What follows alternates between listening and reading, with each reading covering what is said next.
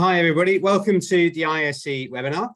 Today's webinar, we're going to be talking about mental health really. The genesis of this webinar comes from a session that Emma and Cherise did back at our HE conference back in December last year, if I remember. That's what the genesis was, which has led us to understand a piece of work that these guys are doing, and we've been very happy to support at the ISE. And it comes from some, I mean, they'll explain it better than I will, but it comes from some work they were doing with students and academics working with students, and actually then how employers and how particularly line managers can work with those from disadvantaged backgrounds. But I won't steal any more of their thunder. They'll go through all of that. My name's Steve Ishwood. I'm Joint Chief Executive of the ISE, and I'll act as moderator for the event today. If you've done an ISE webinar before, you'll know the drill. But if you haven't, if you're new to one of our webinars, feel free just to have general conversation in the chat. But if you would like to ask any particular questions of Emma or Cherise, please pop them into the Q&A. I'll keep an eye on both of those, and towards the end of the webinar, they'll come back to me, and I'll field those questions. So without further ado, Cherise, shall I hand over to you? Do you want to take it from here? Yes, thank you, Stephen. Hi everyone, my name is Cherise Basslian, and I work at the University of East London. The director of the Careers and Student Enterprise Service there, so working directly with our students and alumni, supporting them into great graduate jobs. So this webinar is about a handbook that Emma and I and colleagues at UEL developed in terms of how to support early talent to flourish. So we're going to take you through, well, I'm going to start with a little bit of an introduction to the University of East London and a little bit about our students. We'll talk about the aims of the handbook. The handbook is based on trauma-informed practice, which Emma will go through. She'll take you through the survey and some of the research that informed this handbook. And then at the end, I'll come back and talk about the applications to how we use that with our students and alumni before they graduate. So starting with a little bit about the University of East London. So we were founded 125 years ago, and it's actually this year. So it's our 125th birthday this year. And there's always been a mission to serve the local community, ensuring that they can progress into higher education. Always been very vocationally based institution. And things have not changed over the last 125 years. We very much still have a civic engagement focus. Rooted in East London, we have 3 campuses, as you can see there. We have 2 in Stratford and 1 in Docklands. And we serve thousands of students in the local community, enabling kind of growth and of the academic community within the local boroughs. So we have strong partnerships in the local communities with SMEs, but also with our local MPs in the borough of Newham. And just a bit about Newham, which is one of our, I guess, a lot of our students come from the local area. 72% of the local population identify as global ethnic majority. And as a borough, there have been some considerable challenges over the years. It is quite one of the most deprived boroughs. Over 25% of children in families in Newham are considered low income, which is higher than the national average, which is 17%. And additionally, over 25% of the families are living in overcrowded housing. 65% of the population are renting and staying in council accommodation. And also the picture for employment in the borough is also quite challenging. They have higher unemployment rates than the national average. And a lot of our students, most of our students, I think around 70%, come from the local East London area, and a lot from Newham, and so are facing some significant challenges. Just a little bit about the demographics of our students. Around 70% of students are from the global ethnic majority. Over half of our students are their first in family to go into university. We have over 160 nationalities represented, and around 75% of students come from lower socioeconomic backgrounds. That's taken from postcode data. We have a high percentage of mature students. And then just in terms of UEL's commitment to EDI and as an institution, what that looks like, we're in the top 15 universities in the UK for reducing inequalities, ranked 2nd in the sector in the UK for gender equality. We have bronze in Athena Swan and the Race Equality Charter Awards. And at the moment, I think on both, we're applying for silver, so progressing that. And we had one of the first, we were one of the first higher education institutions to launch an office for institutional equity. So this office is solely focused on equity for staff and students and alumni at UEL. And Emma was working as a part of our Office for Institutional Equity. So this is a good chance for me to hand over. So obviously this webinar is looking at this handbook that was created, and it was created using research that Emma and colleagues did, Emma led on, and it provided a deeper level of insight for the institution about our students and how we can support them in a more meaningful way. So initially the research was focused on looking at attainment and continuation, so making sure that our students can have success and achieve well within university. And a lot of the research and the findings have been used to inform how we teach students. But Em and I worked together after this and looked at the research and thought about how it could be used to kind of provide insights to employers as well on how to support and better support early talent. So on this point, I will hand over to Emma. Thanks, Cherise. Good afternoon, everybody. So I'm going to talk a little bit about the history, as Cherise says, of this handbook, which will be accessible to you if it isn't already. Next slide, please. I'm doing a Chris Whitty number here. Cool, thank you. I'm going to start with this man, who was my mentor for many years in New Zealand, where I've lived for 18 years before coming back to the UK. So this is a guy who is Māori. His mum died when he was very young. He was raised by foster parents. He attended special school for kids with disabilities because of some issues with tuberculosis and some issues with neglect at one point in the early years of his life. So the trajectory for him wasn't a good one. Next clip, please, Cherise.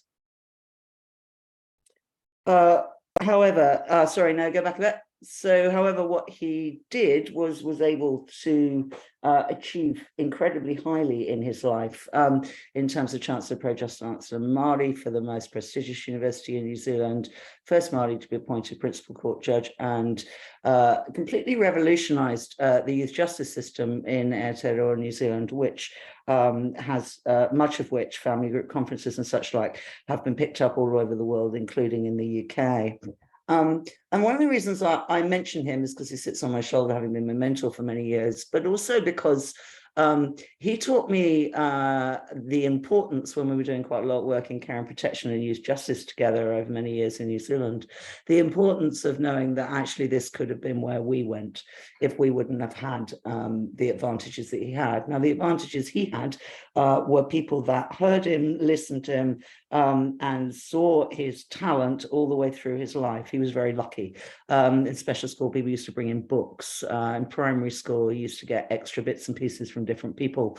And when he got to university, he was nurtured, encouraged, supported, and equally into apprenticeship in law. So that whole nurturing, mentoring, supporting that we talk about can actually enable people who have had really difficult lives, of which Mick was one, as a child, and enabled them to use that wisely to innovate and create successful, positive change in society in whatever terms that may be. Next slide, please. For me, I came back to the UK and to the University of East London about 5 years ago. I was a course leader doing criminology and psychology. As I do, I spent a lot of time listening to students. So I'd ask students, how are you going?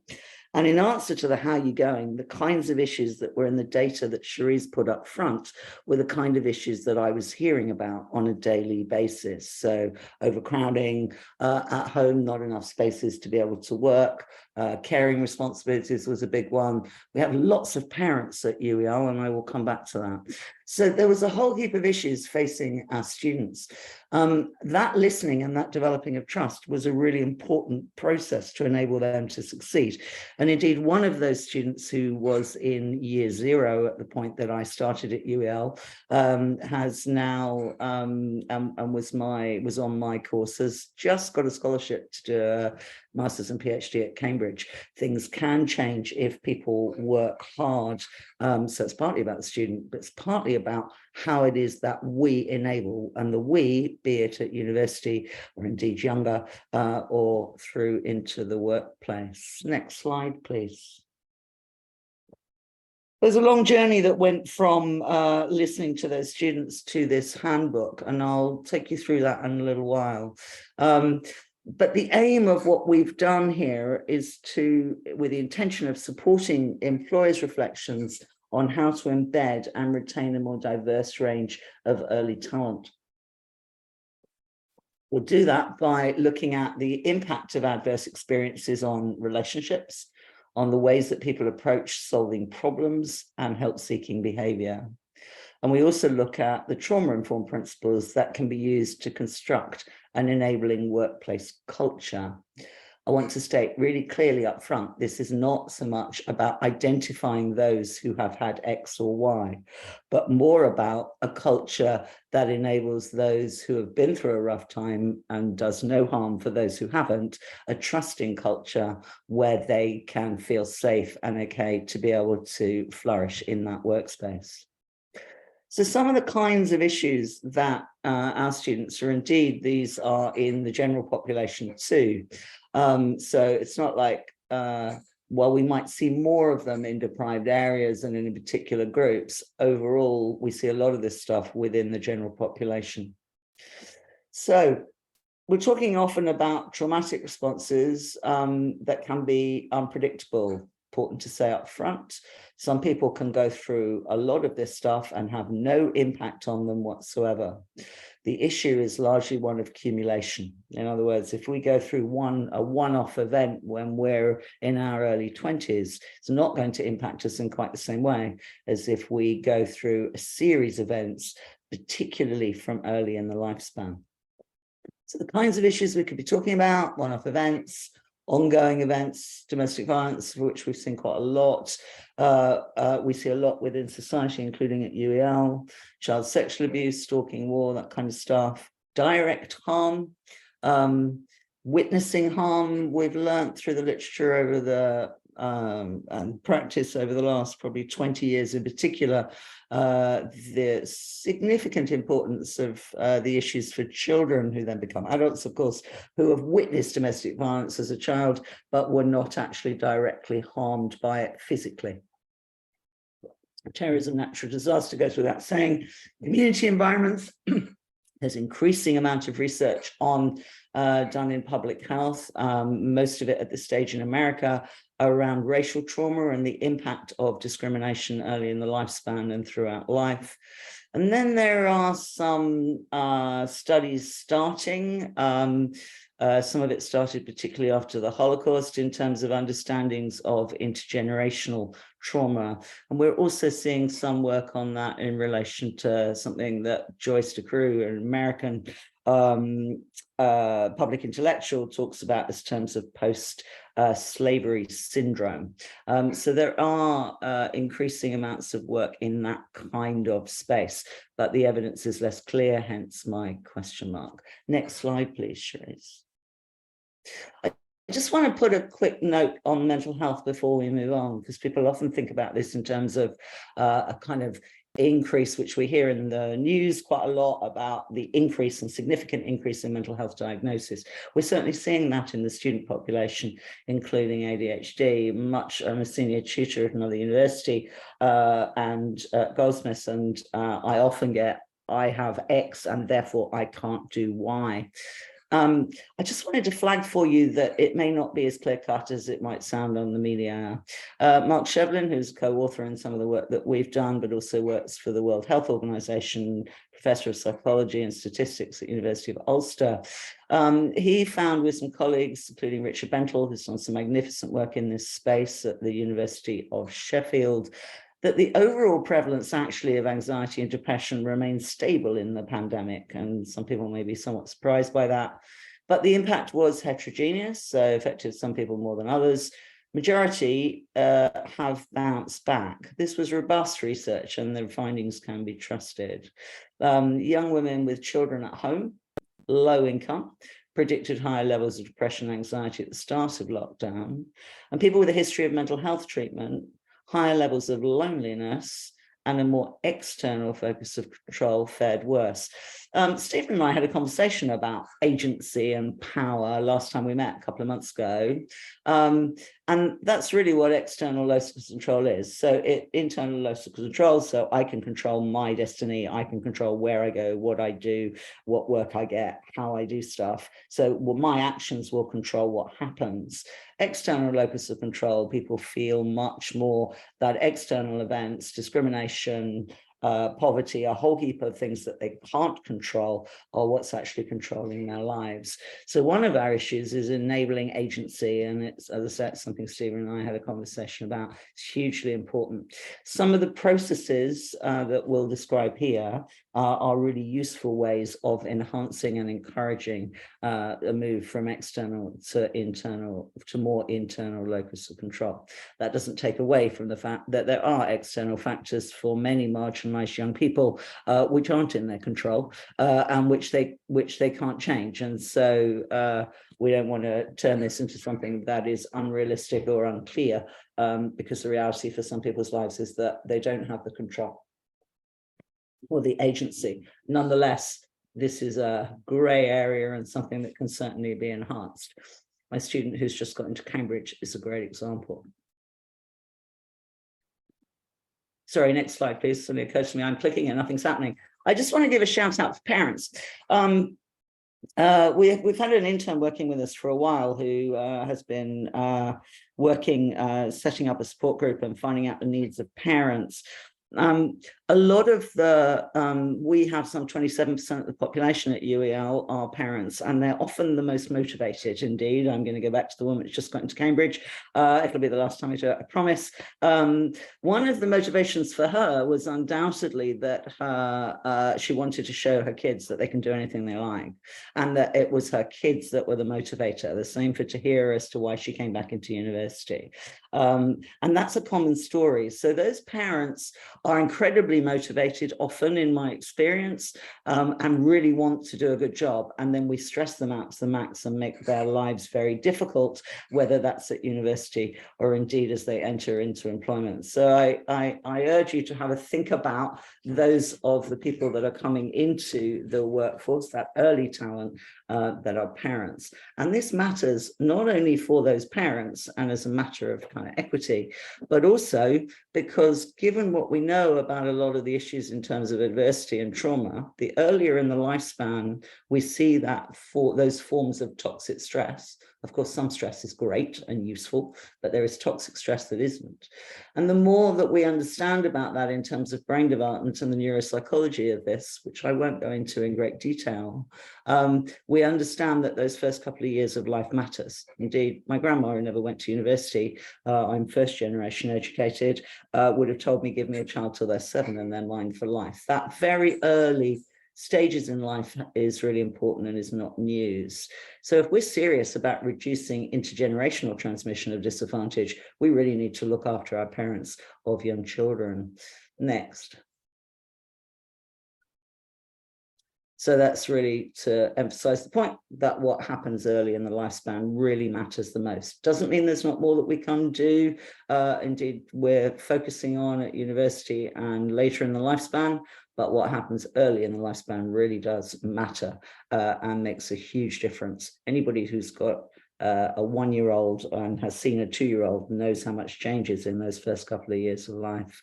Moving on to the next slide, please. So this is a 1-minute video that we're going to have a go at showing, which shows what happens in terms of that development of toxic stress early in the lifespan. It really is only a minute. Can we show it on here? If not, I'm sure. I don't think that it's going to play, but we can send the slides. No problem. What we'll do, if it's right with you, Stephen, is we will ensure that you've already got the slides and you'll have the slides in PowerPoint so that people will be able to click on that video and watch that 1.5-minute video from the Harvard Center for the Developing Child on how toxic stress and self-regulation starts, because it's that self-regulation that you want in the workforce. That self-regulation is what enables us to solve problems. It enables us to match the emotion and the cognition so that we can get, so how we feel about stuff and how we think about stuff, so that we are able to solve those problems and innovate in the way that all of us need in the various workspaces that we occupy. So that self-regulation really matters, and it's harder when we've had a difficult start to life. Next slide, please. But adverse experiences impact people differently. So as I said earlier on, please be mindful that some people will go through awful stuff and experience very little. I think we're going a wee too fast. Thank you. Let's leave it there just for a sec. Thanks, Cherise. And some people won't be impacted at all. But some of this may resonate for you in your experiences with early talent in your organizations. Hypervigilance, irritable, overreacting to things sometimes, which make no sense in the interaction that you have. So some people overreacting to a critique, or not responding in a way that makes sense to what's actually going on in the room. Flip side of that is sometimes people can appear a bit disconnected, a bit numb, kind of daydreaming, appears that they really don't care. Flip side of the same coin sometimes in terms of a disconnection from what's going on in the moment.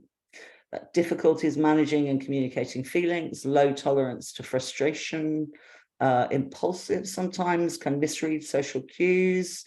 And some of this stuff can be triggered kind of out of nowhere. It really doesn't seem to make sense at the minute. It can be triggered by a person, by something somebody says, by an action, a place, a date, an institution. It can be triggered by all sorts of things, a smell. So it's not always, doesn't always make sense. But in those kinds of situations, if something's going on where it really doesn't quite feel like it makes sense, just taking a breath and sitting back and waiting can be really useful. Can be difficult, but can be really useful, rather than engaging in that fight or trying to push through that disconnection. Just sitting back and waiting and enabling people to reflect, perhaps with a good open-ended question, can be useful. Move on to the next slide, please.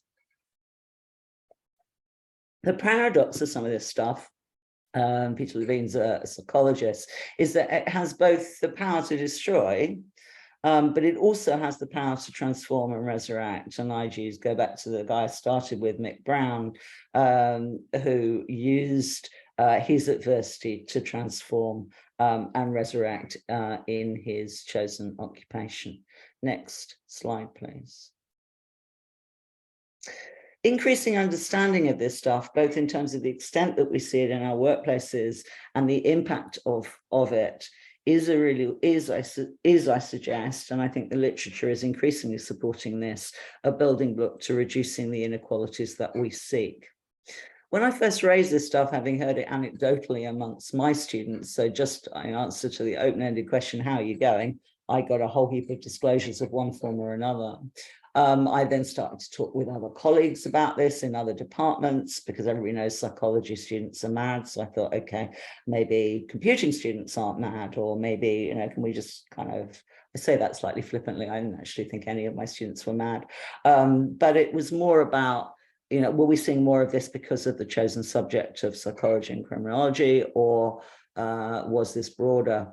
So a colleague ran a workshop a few years ago now, and people came from around the university, and the kinds of experiences and anecdotes I was hearing were shared amongst across the institution, professional and academic services, no matter which department. So we decided we'd have a look at what this is systematically, because at this stage it's all anecdotal. Next slide, please.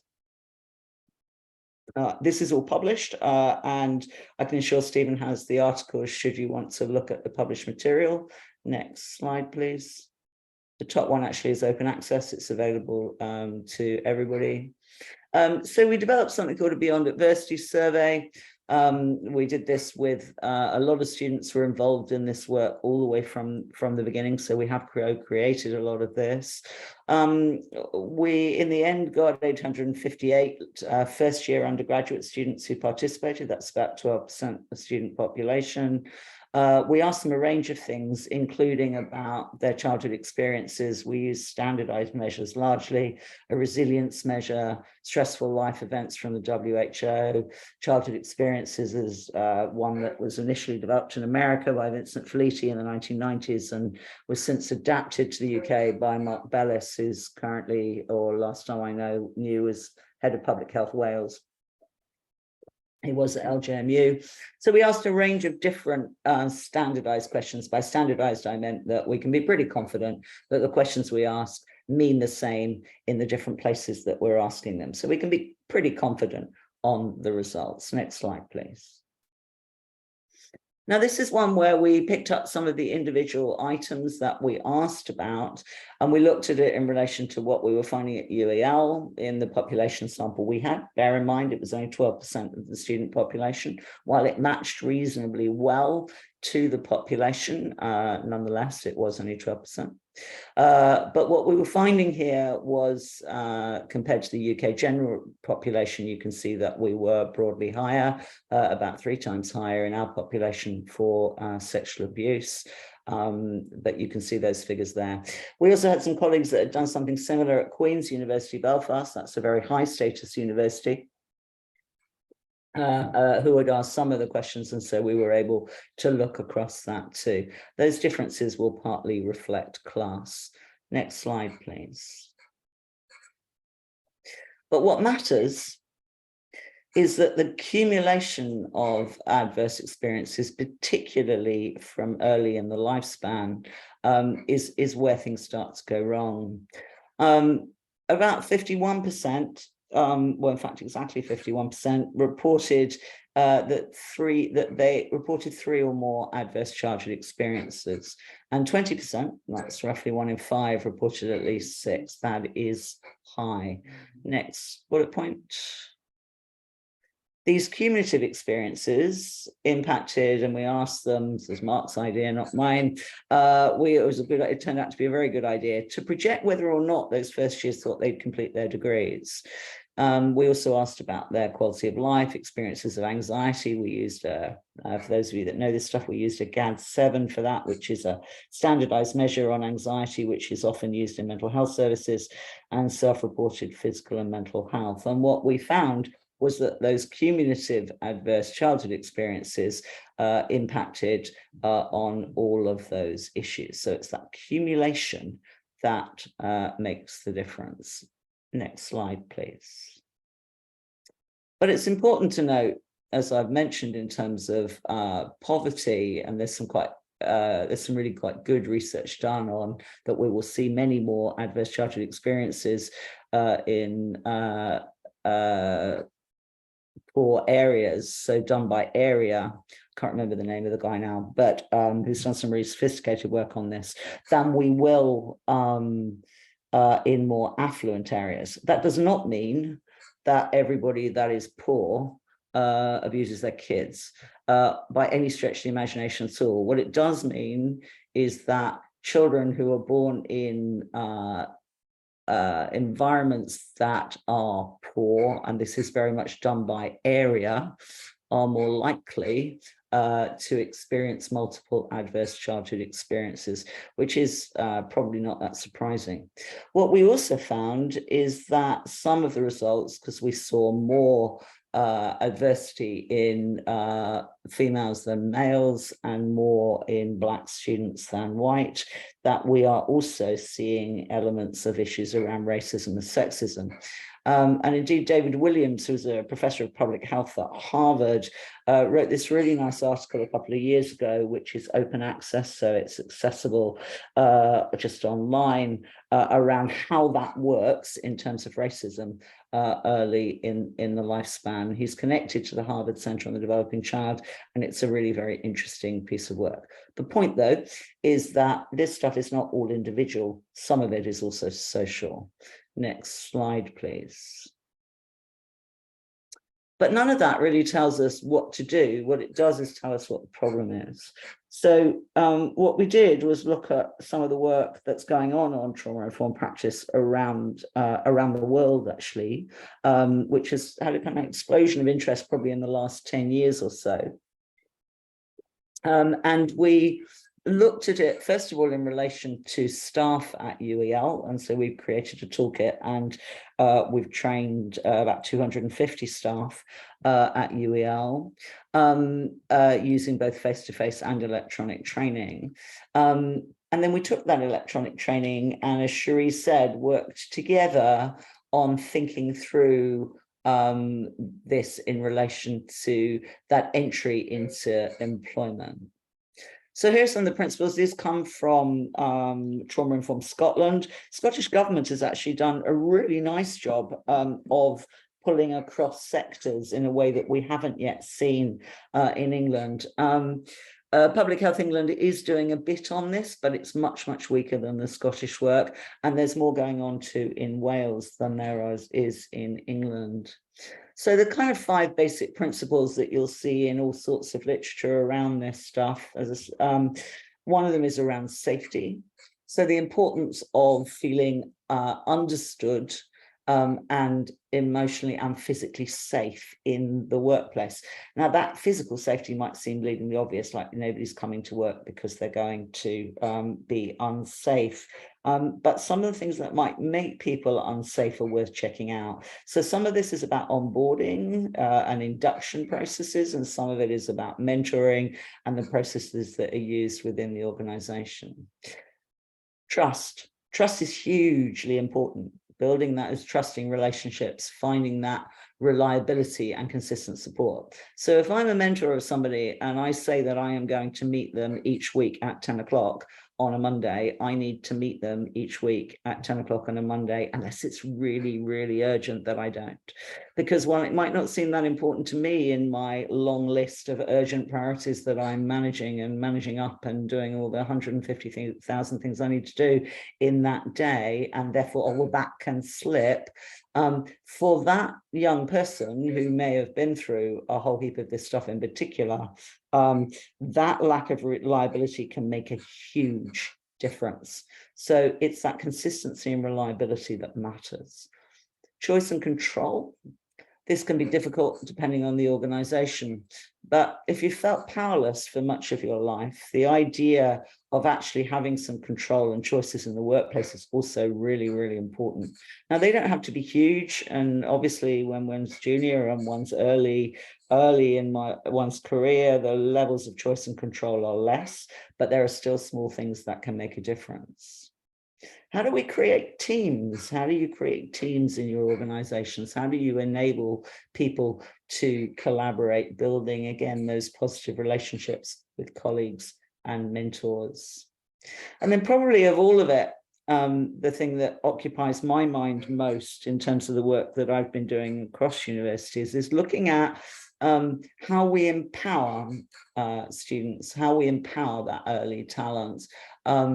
And it is about that agency that we've talked about, the we is a bit raw there, but I've talked about earlier on. So how do we create the spaces for people to individually and collectively, so as a group, and the students have taught me that, the importance of that group and peer support, how do we enable people to develop their own voice, needs and interest in the workplace?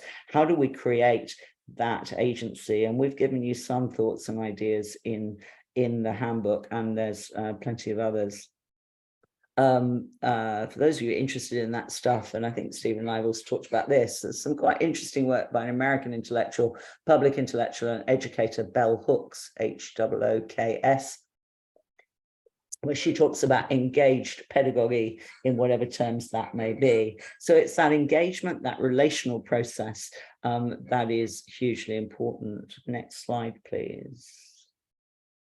Now, given that we can't play this is an 8-minute video, but I'm going to tell you very briefly about it and urge you to watch it elsewhere. This is done by Trauma Informed Scotland, so the Scottish Government. It's an 8-minute video which talks about what trauma-informed practice looks like in the workforce. Some of the material covered is similar than is in the handbook, and indeed that video is linked in the handbook too, but it's a really nice introduction for those of you that want to take this a little bit further, perhaps with your teams. It's a nice idea perhaps to show the 8-minute video and have a team discussion. I've done this a few times. It works well to have a think about whether some of those behaviors, where you see them, how you see them, and what you could do about that. So it's a nice kind of team meeting exercise that could be done in fairly easily in about half an hour. Next slide, please.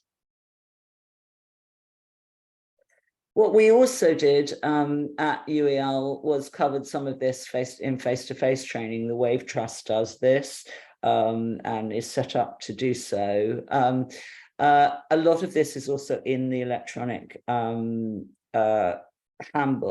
for want of a better expression, the electronic resource that you can access through the Institute. So neuropsychology of trauma and toxic stress, some of those processes, the impact, bear in mind it's not for everybody, but on some symptoms, the importance of avoiding re-traumatization and ways to do that, support, active listening skills, so those open-ended questions, self-care, which is really important when we're doing this work, and some of the principles of trauma-informed practice that I just went through.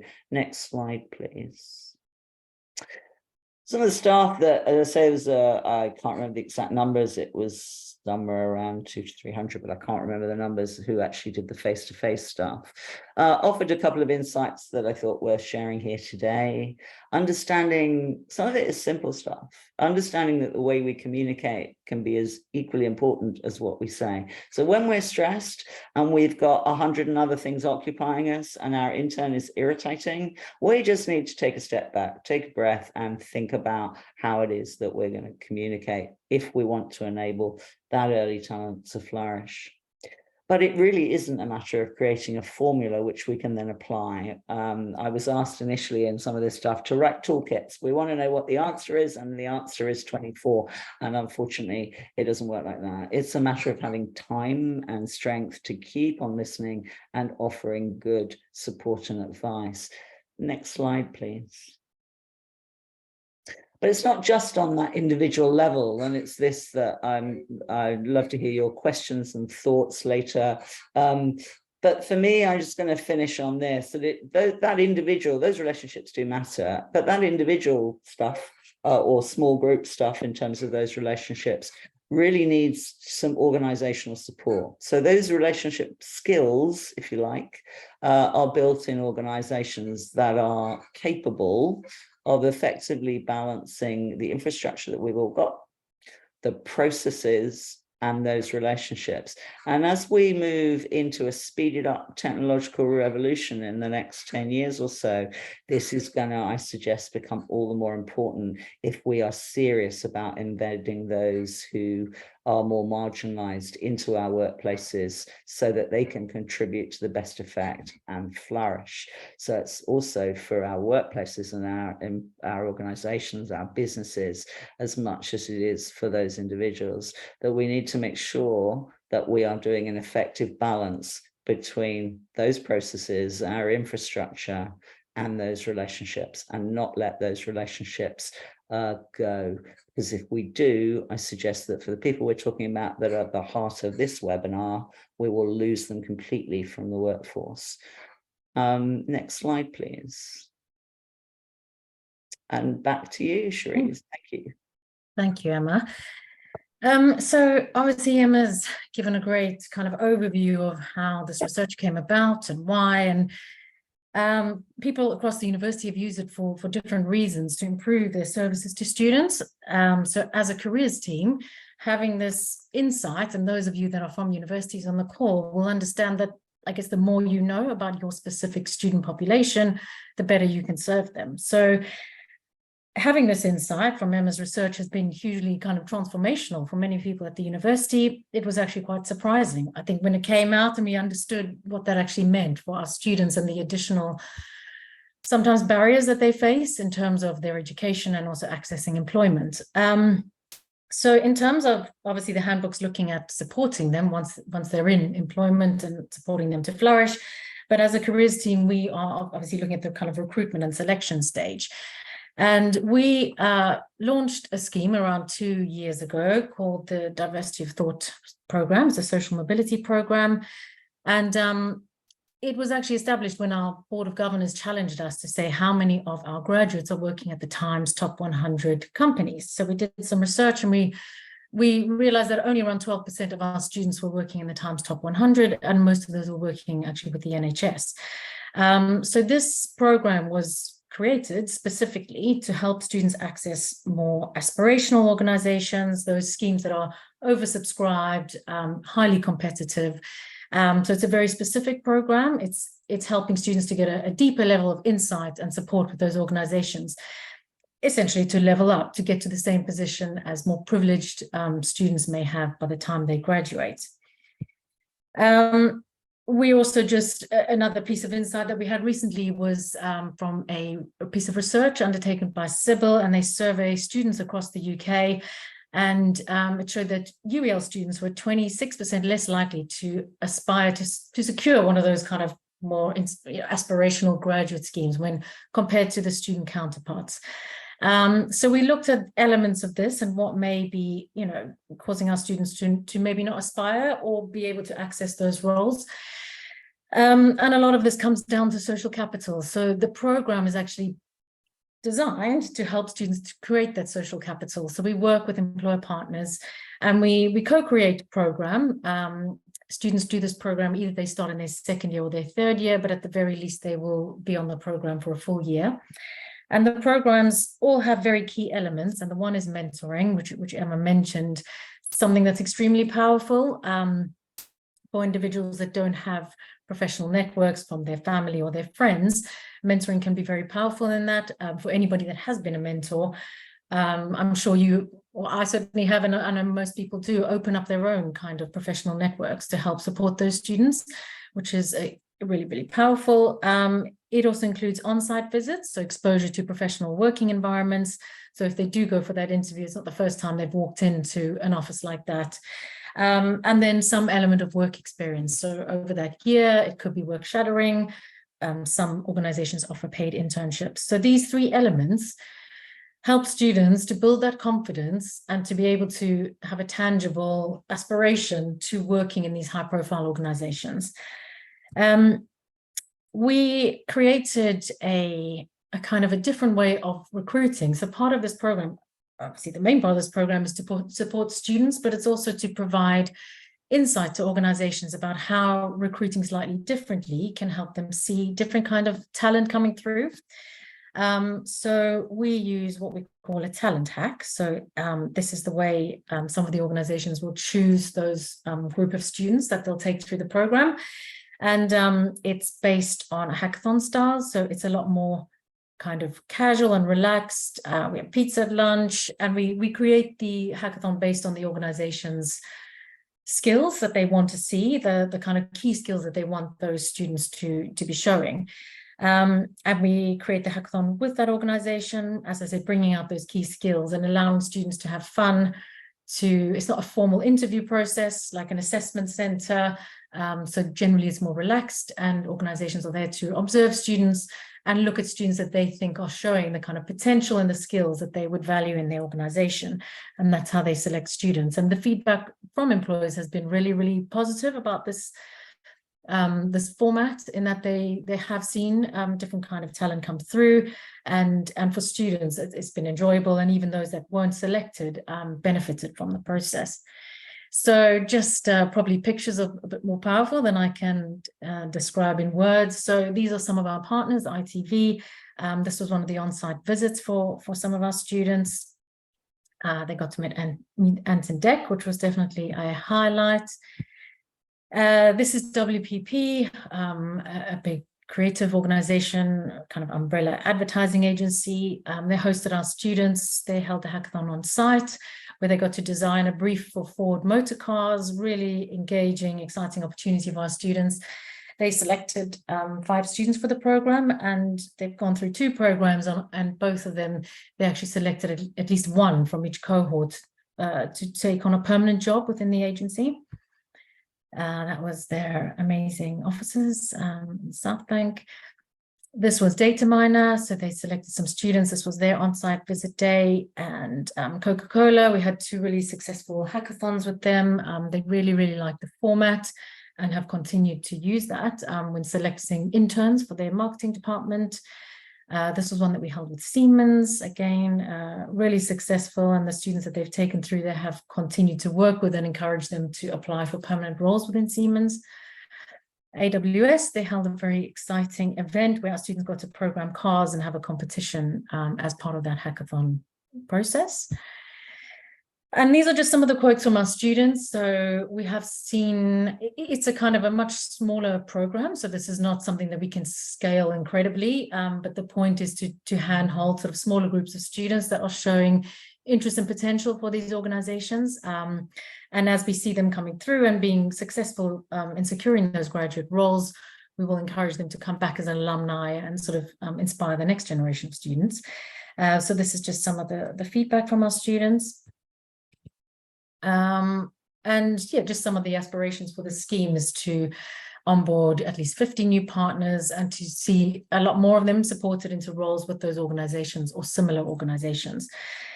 So I think this just illustrates that the deeper level of insight from our students that we've been able to design programs really tailored to support them with the recruitment and selection process, and also using Emma's research to help organizations to make sure that once they are onboarded, they are able to be successful and flourish. And hopefully this has given a little bit of insight and food for thought to those on the call that are working with early talent. So that's the end of the formal presentation. I'm not sure, Stephen, if there's any questions in the chat we haven't really been able to follow. That's all right. That's my job to follow the chat. So just a reminder of this. Well, first of all, thanks, Cherise and Emma, that really informative presentation. So that's great. I've seen some of this stuff before, and I still find it really engaging, and bits that I hadn't thought of in quite the same way before. So really good. And Dina's already popped a message in the chat saying thank you. It was great. So I've got a couple of questions, but I'll go straight to one that we've got in the Q&A, and I think this one is for you, Cherise. And it's was the hackathon organised by WPP themselves, or was it more of a collaborative effort with yourselves at UEL? So we organized it with them. So we have a kind of a hackathon format where we ask the organization to give us their core values for the organization and some of the top skills that they're looking to recruit for. And then we design the exercises around bringing out as much of those key skills as we can for the organization. For WPP, it was slightly different because they gave them a brief. So they actually put on a whole day event for our students. As I said, 5 were selected, but all of them that were there really gained a lot through that day. So their hackathon the challenge was largely around creating that advertising campaign, but the kind of warm-up exercises, etc., we used that kind of icebreakers and stuff. So we do design it. We work quite flexibly. Some organizations have really clear ideas about how they want to create that hackathon, but we generally organize, we either hold it on campus or on site if they can accommodate. And how did the students apply? Melissa's asked for the talent hack events. Did they self-select? Do you select them?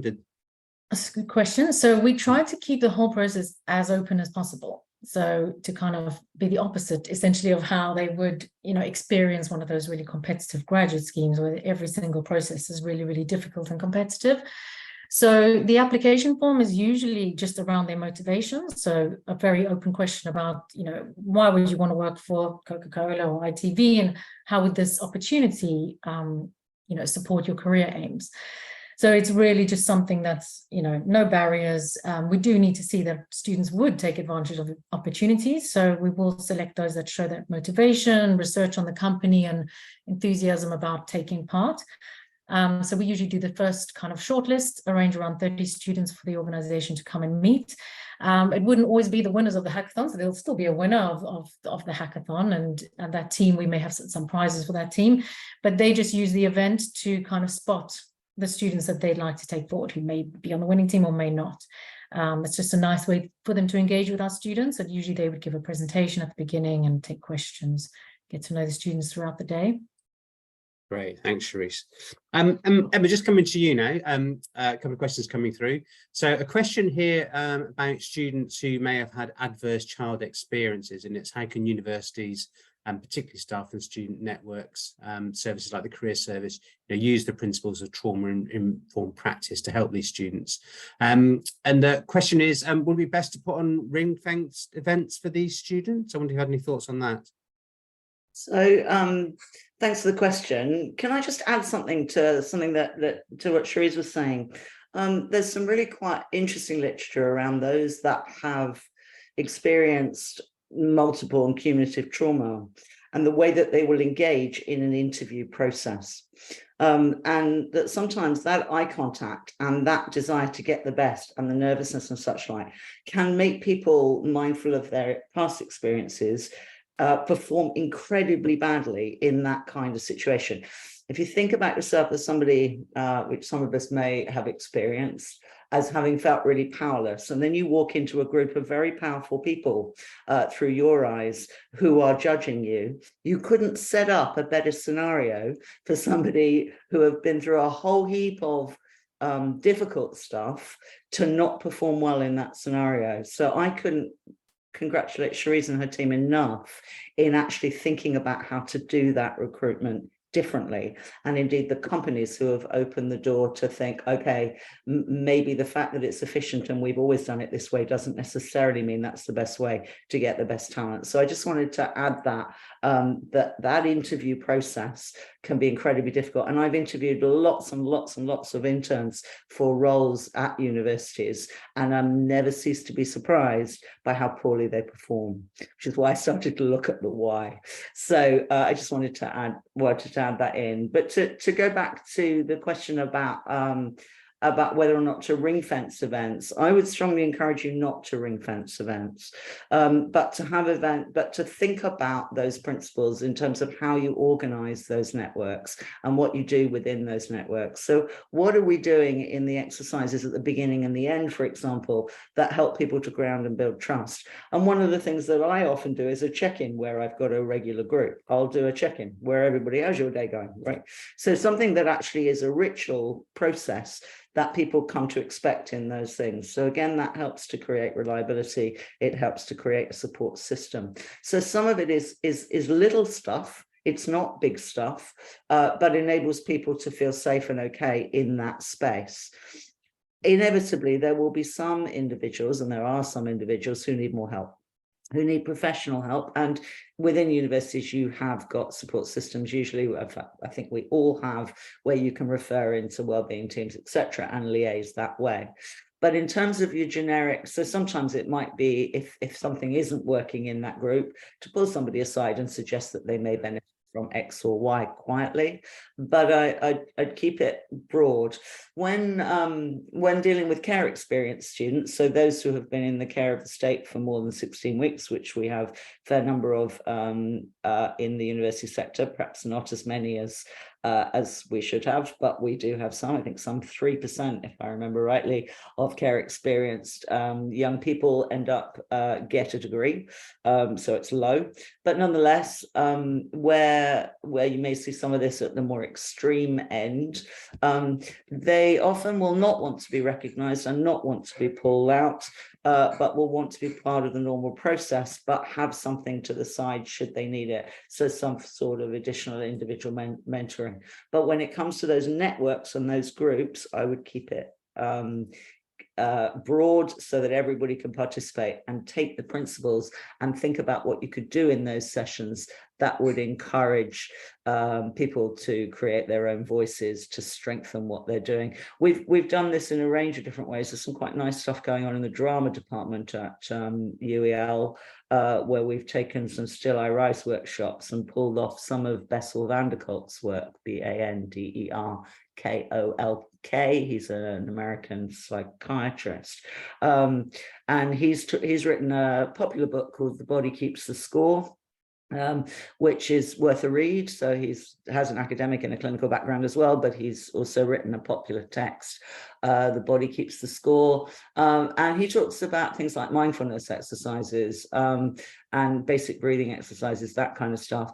Some groups like it, some groups don't, but it's got a really good evidence base if you want to introduce some of that kind of really basic stuff at the beginning or end of, probably at the beginning of workshops. Fantastic. Thanks, Emma.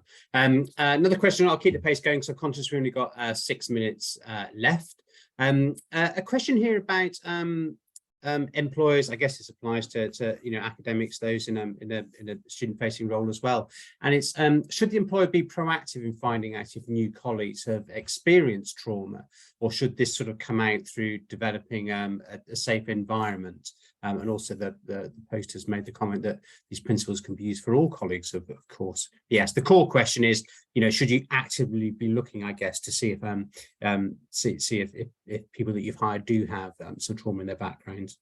I would say no, but to be open to, if you've got a good relationship with your manager and you've got a trusting relationship with your manager and something's coming up, people should have the space to be able to say whatever it is that they want to say through the use of kind of open-ended questions about, is there stuff getting in the way of your work? Do you need X? That kind of stuff, like how can we help type stuff, or indeed if it's a non-performance issue, in those kinds of scenarios, what's getting in the way, like how can we help? So there needs to be good relationships in our workplaces to enable this stuff to come out. That's not the same, I suggest, as looking for it.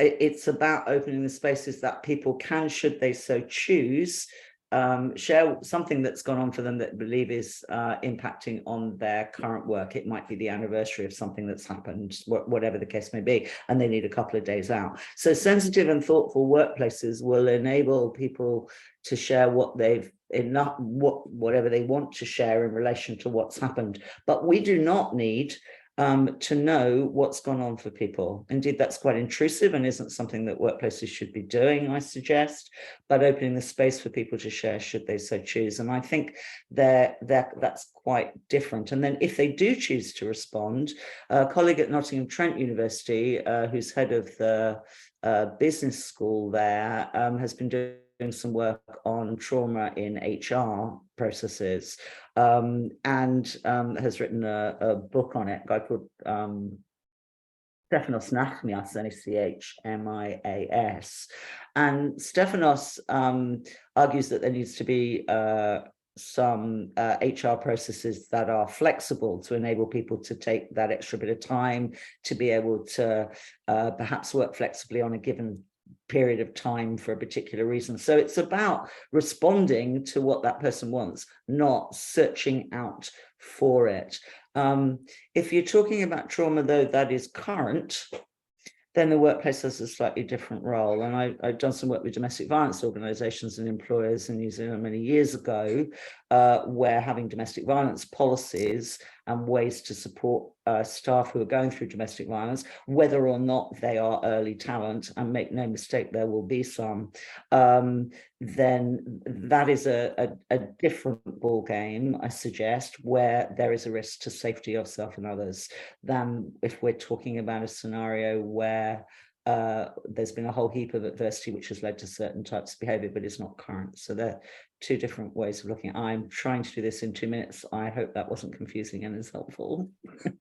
Great. I would just add there, because when Emma and I started working on this, I kind of, we've avoided saying that this is not about supporting diverse talent, and it's not even just early talent. The principles apply to a flourishing workforce, and really, somebody might have had trauma in their past, but could be experiencing it now. They could be one of your employees that have been there for a long time. So it's really, these principles allow, an open and kind of supportive, enabling environment for everybody, really. But as Emma mentioned, marginalized students and people would be less likely to thrive and be able to flourish if those weren't in place in the organization. And just a question from me on this: is there a kind of a fear factor from managers who might be like, oh, this whole idea of getting into this territory with somebody in even in a work, sort of counselling, coaching, manager type relationship. It just, scares them basically. And if there is are there kind of ways to overcome that? Well, I think yes. And I think Emma and I spent a long time on the kind of how we frame this for employers to not make it sound like hiring talent from diverse backgrounds would be a real challenge and something seen as negative. So I think what Emma said before about not having, you can become, you don't have to search for it and you don't necessarily have to kind of deal with it. But if you're applying these principles of trauma-informed practice, you would be able to, and that should just be good practice that you apply in all situations. And obviously having support from HR and well-being within your organization so that you're not sort of feeling alone, being able to support early talent who may come into the organization. Obviously all early talent, they're feeling their way out in a new working environment. So sometimes there are more issues, but I guess it's having that support from wider teams and not feeling that you are a counselor. You are still a manager. You're not having to kind of deal with those situations or past traumas. If I can add to that, from my perspective, and this is a common question, and obviously there's probably more people on this call that could answer whether or not they're frightened by this stuff. But I suggest two things. One of them is we are dealing with this stuff, right? Whether we acknowledge and understand where some of this stuff is coming from or we don't, there is no doubt that in any large organization, there are a whole heap of people who have been through some of this stuff in various ways. General population data will show you that. So it is in our workplaces and in our spaces. And so we then have to make the decision about to what extent we upskill slightly to deal with that. And from where I sit, it's really not about being a counsellor or a therapist, as Cherise said. Indeed, it's important not to go beyond one's expertise. It's simply about being authentic, asking open-ended questions, and just being sensitive in much the same way as one would hope one would do in the rest of one's life. It really isn't complicated. And indeed, that in itself, survivors of trauma will tell you is hugely important.